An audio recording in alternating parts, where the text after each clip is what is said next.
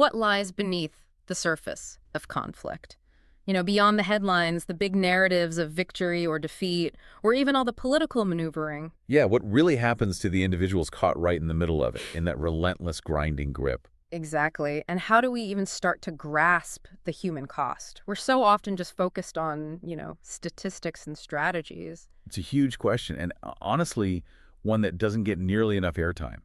Our conversations tend to default to, well, strategy, geopolitics, outcomes, Right. rather than really grappling with the visceral human reality and the devastating personal toll of war. Absolutely. And that's exactly where we're heading today on the deep dive. We're going on a powerful, sometimes unsettling journey into Wilfred Owen's amazing anti-war poem, Strange Meeting. Hmm. Now, this isn't just a literary deep dive, though obviously we'll appreciate Owen's poetic skill. Our mission here is really to pull out the most important insights from this work, explore its core messages, and truly understand why it still feels like one of the most haunting, most profound reflections on conflict ever written. And to help us do that, we'll be leaning quite heavily on a close reading, specifically excerpts from an essay called Strange Meeting, War's Pity and Shared Humanity. So the idea is to unpack the poem's emotional weight, its philosophical punches, and why it still matters so much today. And just to set the scene a bit, it's so important to understand the voice behind these words. Wilfred Owen wasn't some, armchair poet watching from afar. Not at all. He was a soldier. He was deeply embedded in the unspeakable horrors of the First World War. His personal, brutal experiences shaped everything he wrote, giving his words this incredible authenticity and urgency. That's right. So as we get into Strange Meeting, you'll find yourself plunged into this surreal, almost ghostly setting. And at its heart is this deeply paradoxical encounter, an enemy who turns out to be a friend in the most unexpected and frankly chilling place imaginable. Indeed. Owen's lived experience really is the foundation, the bedrock of this poem. He wasn't just observing the war, he was in it. He was living through the brutal realities of trench warfare, the constant shelling, the mud, the disease, the pervasive fear. He was right there on the front line. Absolutely. And tragically, as you know, he died just days before the armistice in 1918, which just adds another layer of, well, heart-wrenching poignancy to his work.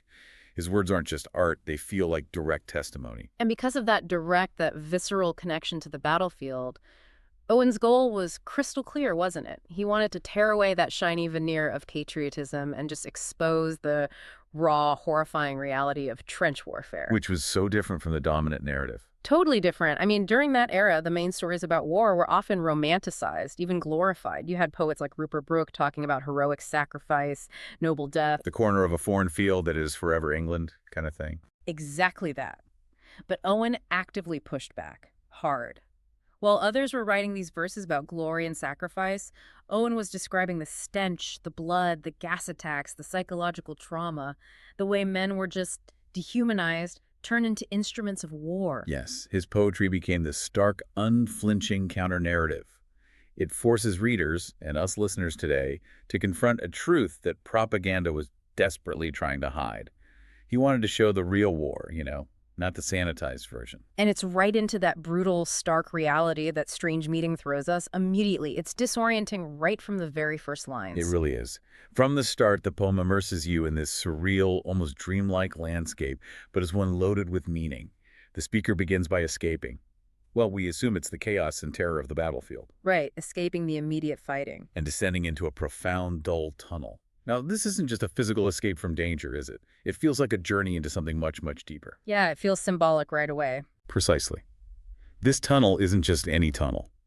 Owen describes it leading to this timeless, ghostly underworld, something that feels unmistakably like hell. Okay, so the hell setting, that's a huge choice. It's absolutely crucial. Think about the classical echoes here. Heroes like Odysseus or Aeneas going down into Hades to talk to the dead. But Owen kind of twists that. This immediate, disorienting setting prepares us, the listeners, for the really profound, often uncomfortable themes that are about to unfold. It strips away the normal world. Exactly. It plunges us into this realm where the usual rules of engagement, the usual morality, they just don't seem to apply anymore. So it's not just getting away from the physical horror of the trenches, the noise, the gore, the danger. It's a symbolic journey, a passage from that physical horror to something deeper, a spiritual, a moral reckoning. What does that journey really signify? I think it signifies a confrontation with the true underlying nature of conflict itself. It's a journey into the moral and existential consequences of war. It strips away the surface battles and forces a look at the very soul of what war does to humanity. A place for unavoidable truth. Yes, a place of profound introspection where truth is unavoidable. By putting this encounter in the underworld, Owen creates this space where all those artificial divisions of life, nationality, rank, ideology, they just dissolve.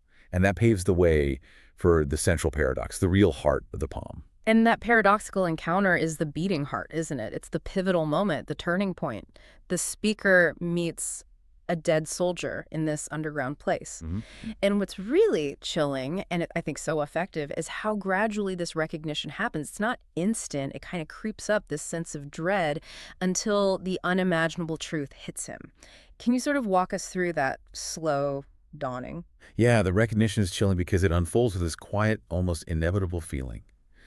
The speaker, at first, he doesn't know who this dead soldier is. He just sees him, notes his sullen frown. Just another casualty initially. Right. Then, as the dead soldier starts to speak, describing his own death, the way he was killed, the horrifying truth slowly dawns on the speaker. He's looking at the very man he killed in battle.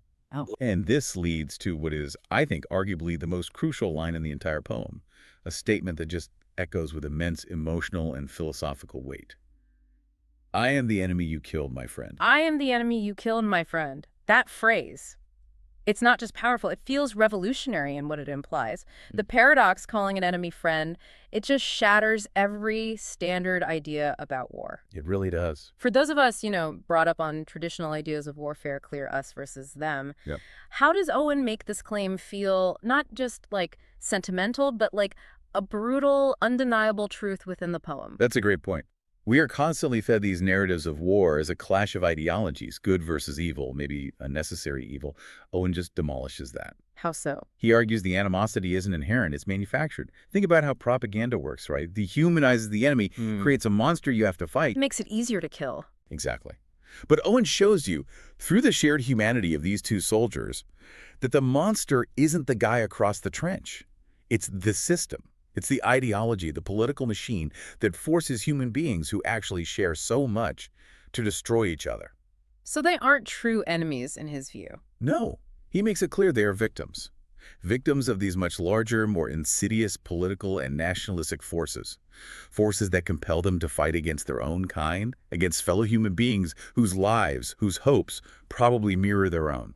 So their individual humanity gets overshadowed, almost wiped out, by these huge impersonal powers dictating the conflict. And that's what makes their enmity feel so artificial, something imposed from above. Precisely. It's manufactured by governments, fueled by propaganda, kept going by societal pressure during wartime. It's not a natural state between two people. But instead, what Owen focuses on is their shared humanity. Yes. Despite being on opposite sides of this brutal war, their experience of suffering, their fear, their loss, it's deeply, profoundly human. It's universal. It cuts across any artificial lines that flags or borders might draw. Their shared existence, and especially their shared fate and death, strips away all those false distinctions. And this distinction between enemy and friend, it matters so much because it forces us, the readers, you, the listener, to reevaluate the whole nature of conflict. It reveals that war is often less about real hatred between individuals Right. and more about the tragic manipulation of people into situations where they have to destroy each other. It shifts the focus from who wins or loses to what's universally lost by everyone involved, no matter their allegiance.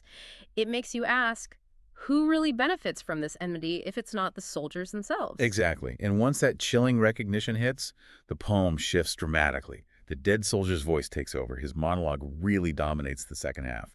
And it's during this long speech that Owen truly transforms him. How so? He stops being Justin. He's no longer a faceless foe. Yeah. Not an anonymous casualty, not a dehumanized other. He becomes this complex, sympathetic individual, someone filled with a history and a future that was brutally cut short. And this transformation is so central to the poem's anti-war message, isn't it? By giving a voice to the enemy, Owen forces us to empathize, to see past the uniform and recognize the shared humanity. Absolutely. The dead soldier laments his lost dreams, his talents that never got used, his aspirations, everything he was and everything he could have become. He talks about a future tragically stolen from him. And Owen gives us some incredibly moving lines to really hammer this home, Lines that capture the essence of this terrible loss. The dead soldier says, "I would have poured my spirit without stint, but not through wounds, not on the cess of war." Wow. Poured his spirit without stint. That phrase. It suggests such a boundless capacity, doesn't it? For creativity, for love, for contributing to the world, for anything vibrant and alive. Yeah, like this immense potential, this life force was meant to flow freely to enrich life without holding back. But instead, it was tragically diverted, brutally interrupted. It wasn't poured into creation or love, but through wounds, through violence, destruction, the tearing apart of body and soul. And wasted on the cess of war. That phrase, the cess of war, is incredibly stark, visceral. It is. Cess means a cesspool, right? Sewage, a putrid, vile place where anything good and vital is just wasted, corrupted. It's a deliberate, shocking image. War as something utterly foul and destructive. So his death isn't just a military loss, like a number on a report. Not at all. It's presented as this profound human tragedy. A life cut short, a voice silenced before it could speak its truth, a future erased before it could happen.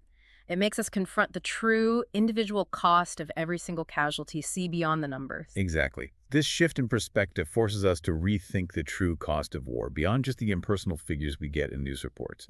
It makes you look at the individual, the dreams, the potential, the love, the unique spirit lost with every single life, no matter which side they fought on. It makes us think about the unquantifiable tragedy of what could have been. Precisely. And it's through this monologue, this deeply personal lament from the dead soldier, that Owen delivers such a direct, powerful critique of how war was romanticized, glorified. Right. The soldier's pain isn't about lost battles or national pride. No, it's about his lost wisdom, his truth, that will now never be shared with the world. He talks about being unable to deliver his truth untold, mourning the pity of truth. And this leads us straight to that defining phrase, the very core of Owen's poetic mission, which he himself pointed out in a letter was the real subject of his poetry. The pity of war. The pity war distilled. The pity of war. That phrase just sums it all up, doesn't it? It captures his whole poetic philosophy. It really does. And when Owen uses pity here, it's important to understand he's not talking about condescension or feeling superior to the suffering. Not at all. What does he mean then? He means a profound sorrow, a deep compassion, an empathetic understanding of the suffering, both physical and psychological, that war causes. It's the total opposite of glory, honor, or heroism in the traditional way we think about it. So it's about recognizing the immense, tragic suffering underneath all the flags and parades, seeing the humanity in those who suffer. Yes, and the word distilled is incredibly important too. It suggests a process, like boiling something down to its purest form, its essence. Okay. It implies that the essence, the absolute core of war, once you strip away all the false glory, the rhetoric, the propaganda, what you're left with is pure suffering, concentrated pain, loss, and waste, isolated and undeniable. And this idea profoundly challenges those conventional stories of heroism and sacrifice. It asks you, the listener, to look past the medals and monuments, past the flags and anthems, Right? and see the raw, unadorned suffering of the people who bear the real, immediate burden of war. It shifts the focus from national pride or military victory to universal human grief and the immense, irreversible damage done to the human spirit. It's a call to really feel the weight of every single lost individual. And speaking of challenging conventions, the setting itself does that too, right? Strange Meeting is set in hell. Now, normally, when we think of hell, we think of, eternal punishment for sinners, for the wicked. The traditional fire and brimstone idea. Right. For those who defied God and earned damnation. But Owen's version is this radical inversion of that traditional view. Mm-hmm. And it's a profound moral challenge. Here, hell isn't populated by the wicked, by those who deserve damnation in the usual sense. It's populated by soldiers. Soldiers who were just doing their duty? Soldiers who simply fought and died, obeying orders, fulfilling their duty as they saw it. There's no sense of divine justice or righteous punishment here. Instead, these are the victims of the system, stuck in this timeless sorrow. That's a really powerful subversion. It directly challenges not just standard morality, but maybe even more forcefully, religious justifications for war. If this is where these dutiful soldiers end up, what does that say about the war they fought? Or the authorities, the ideologies that sent them there? It feels like a devastating critique, doesn't it? A Mhm. critique of any societal or religious framework that condones or even glorifies that kind of conflict. Mm. It implies there's no divine justice, no heavenly reward, no redemption for their suffering in this particular afterlife. Just sorrow. Only sorrow, regret, and what feels like endless mourning for everything that was lost. The poem mentions undone years and this profound hopelessness. It suggests the consequences of war stretch way beyond physical death into an eternity of unfulfilled potential, lost dreams, never-ending grief. It's a hell of sorrow, not fire. And it's not just the setting challenging our expectations. Owen's mastery of poetic form also really reinforces these powerful themes. He doesn't use rigid, triumphant rhythms or predictable rhymes you might associate with older war poetry. No, not at all. The poem is mostly in free verse, right? Right. With irregular rhyme and meter, which immediately creates this somber, almost meditative, even kind of fragmented feeling. It feels less like a marching song and more like a lament, like a whispered confession. For listeners who might be more used to traditional rhyming poems, how does this break from conventions specifically amplify the anti-war message? That's a key point. Hmm. Traditional war poetry of the time often used very structured, regular meters. You could almost hear the drum beat, right? Often with predictable rhymes, which can feel heroic or orderly, maybe even comforting. Creates a sense of control, maybe. Perhaps Owen deliberately shatters that. Strange meaning uses mostly what's called paratactic structure clauses, are strung together without many clear connecting words, creating this disorienting, almost broken feel. Lines have different lengths, unexpected pauses, and often a deliberate lack of rhyme where you'd expect one. It creates this jarring effect, a sense of unease. So the form mirrors the content, the brokenness. Exactly. This broken, unpredictable rhythm forces you to confront the brokenness of the world he's describing. When he writes, "through granites, which titanic wars had groined," those heavy G sounds, the slow, deliberate rhythm, it echoes the deep, almost geological scars of conflict. It's far from any triumphant march. It isn't comforting. It's disturbing and profoundly sad. And his word choice, his diction, it often feels elevated, solemn. Mm. He picks words carefully to create a specific mood or image.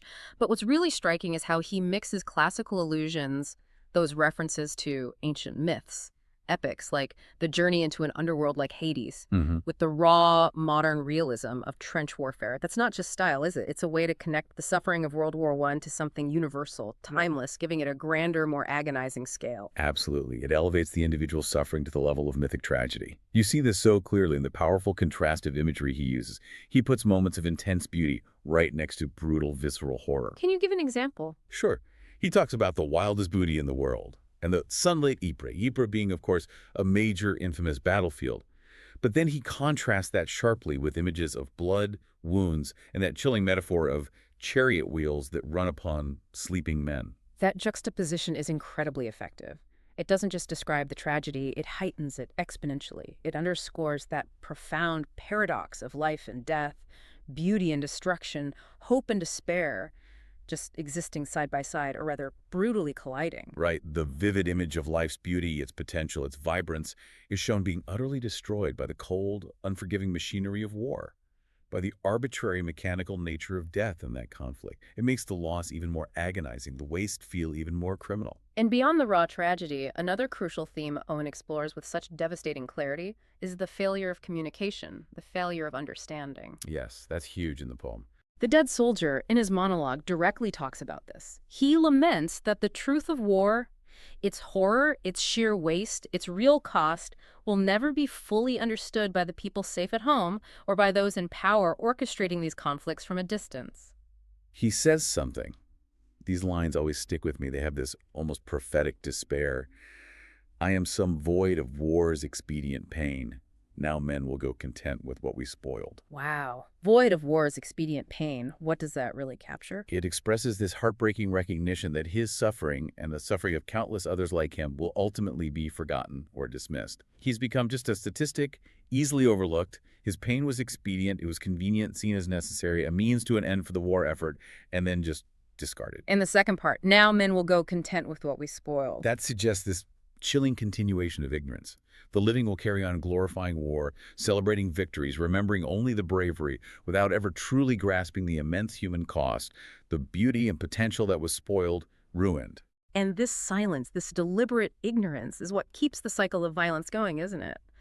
If the true horror isn't understood, if the pity of war isn't heard, then future generations are just doomed to repeat the same mistakes, sending their young people into the same cess of war. It seems that's what Owen is implying. Only in death, in this strange ethereal meeting, can the truth finally be spoken.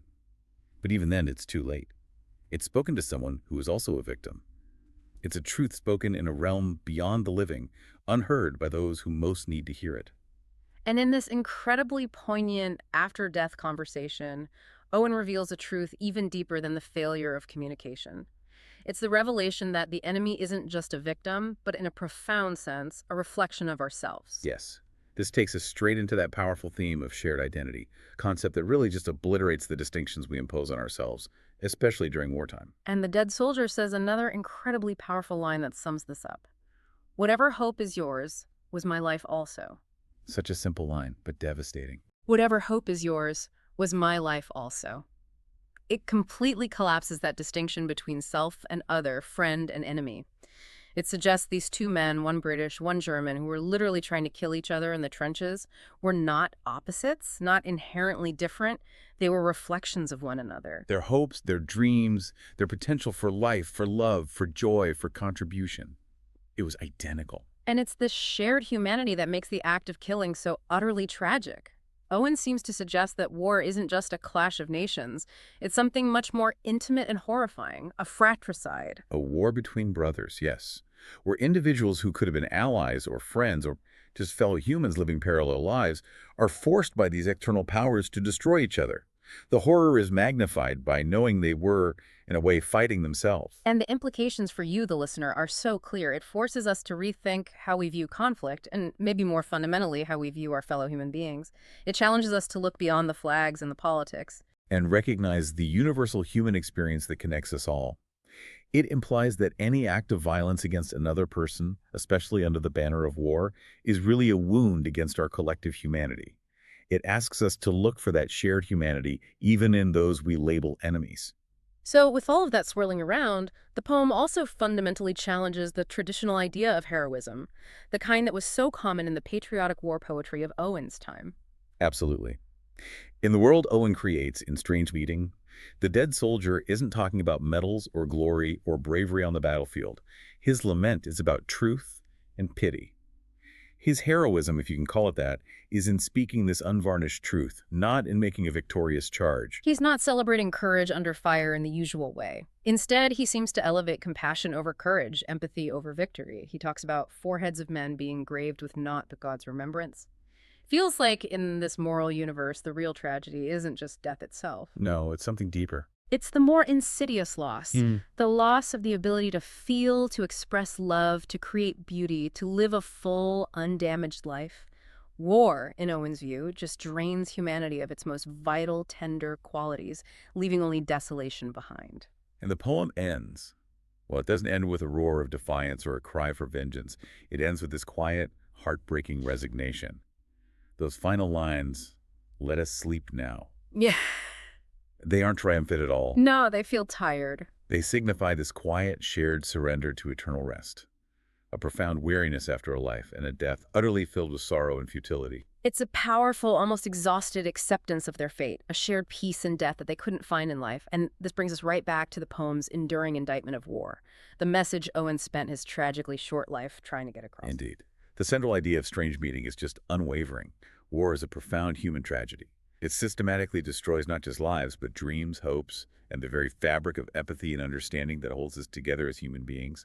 And Owen masterfully uses this encounter between the two soldiers, one living, one dead, one British, one German, to completely cut through national divisions. He strips away all the political noise, all the ideology, to reveal the universal cost of conflict. This poem isn't just about personal guilt or grief, though that's there.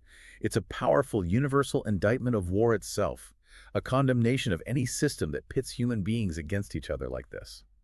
It's a call to arms, you could say, but not for battle. It's a call for compassion, for truth, and for remembering the real human cost. It's a legacy that perfectly echoes Owen's famous statement in another poem's preface, where he said so clearly, "My subject is war, and the pity of war. The poetry is in the pity. And in Strange Meeting, you really witness one of the most moving, most profound expressions of that pity. It stands as this timeless plea for peace, for understanding, and above all, for the unwavering recognition of our shared humanity, reminding us that the deepest scars of war aren't just on battlefields, but etched onto the human soul itself. So as we wrap up this deep dive into Wilfred Owen's Strange Meeting, let's just quickly recap those profound messages Owen leaves us with. The utter futility of war, the shared humanity of soldiers no matter their uniform, the devastating cost in lost potential and unlived lives, and that enduring call for empathy and truth that cuts across battle lines and generations. And this really leaves us with a question to ponder, doesn't it? Building on the poignant truth Owen shows us, given his powerful, unvarnished picture of the pity of war, how might truly understanding this pity reshape our conversations about conflict today? How might it change how we talk about sacrifice? About what it truly means to be a hero in any generation? What would it actually look like if pity, not glory, became the main lens through which we viewed warfare, both past and present? Something to think about.